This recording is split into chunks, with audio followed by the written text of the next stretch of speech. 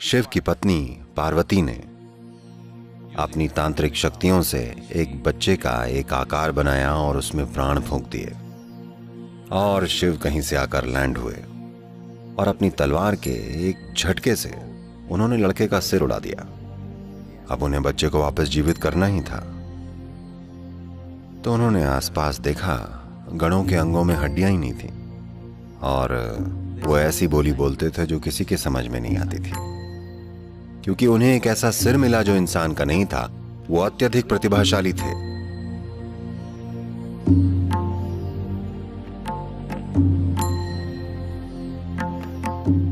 तो मानसरोवर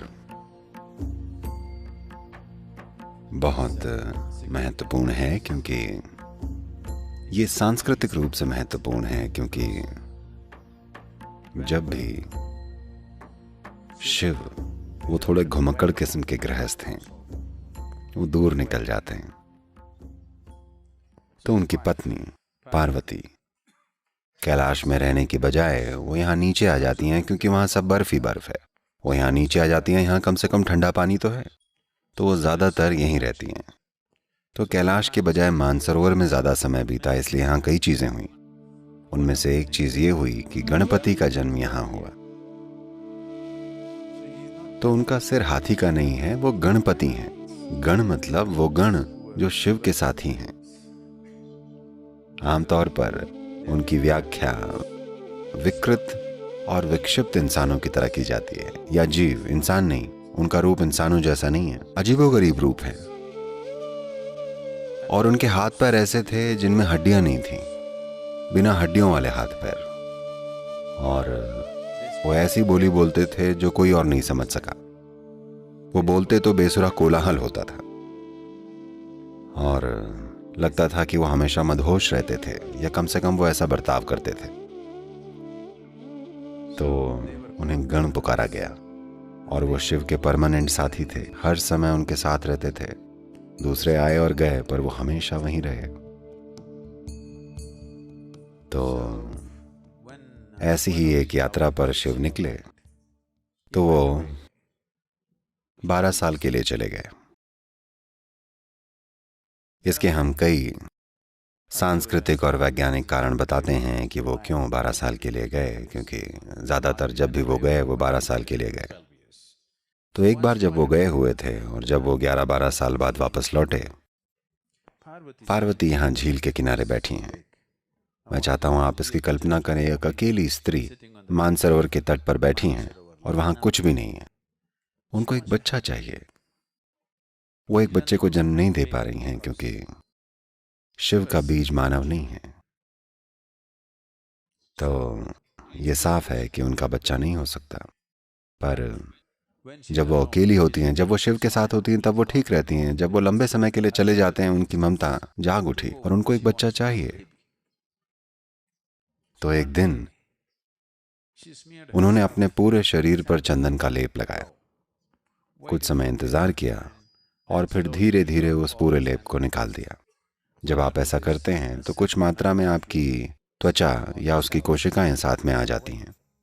इसका उपयोग करके और अपनी तांत्रिक शक्तियों से उन्होंने उसे एक बच्चे का आकार देकर उसमें जान फूंक दी। एक सुंदर सा छोटा बच्चा आ गया और उसका साथ पाकर वो बहुत खुश हुई और वो बड़ा हो गया। वो बस 2 ही थे और कोई नहीं था। और शिव कहीं से आकर लैंड हुए। कोई नहीं जानता वो कहाँ जाते हैं।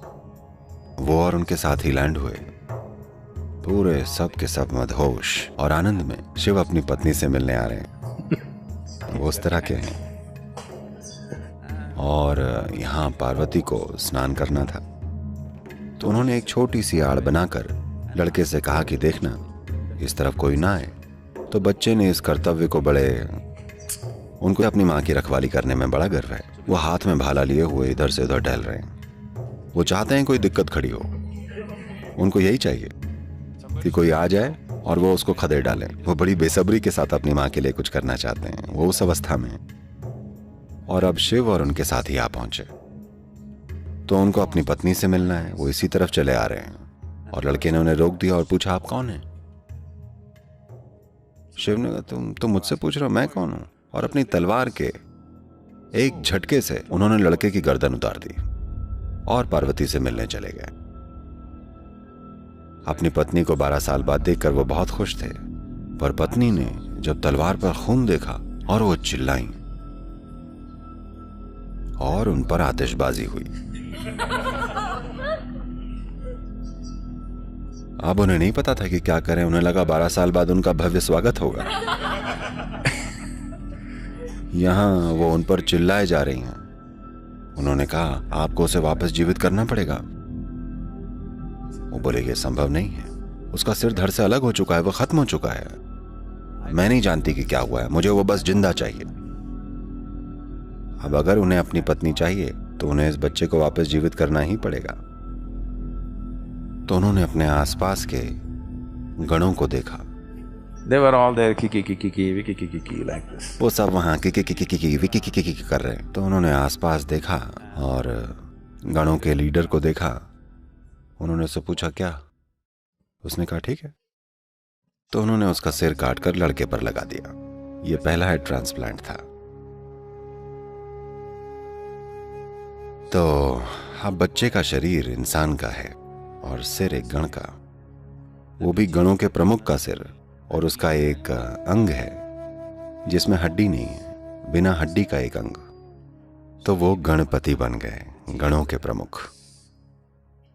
फिर कहीं कुछ समय बाद शिवकाशी के कलाकारों ने, जो तमिलनाडु में है, क्योंकि उन्होंने कभी कोई गण नहीं देखा था और यह जगह हाथियों से भरी हुई थी, बिना हड्डी का अंग मतलब वो हाथी के अलावा कुछ कल्पना नहीं कर पाए। धीरे धीरे उन्होंने उनको एक हाथी बना दिया। अब वो चाहे जो भी कर लें, आज हर कोई उन्हें गणपति ही कहता है, कोई उन्हें गजपति नहीं कहता।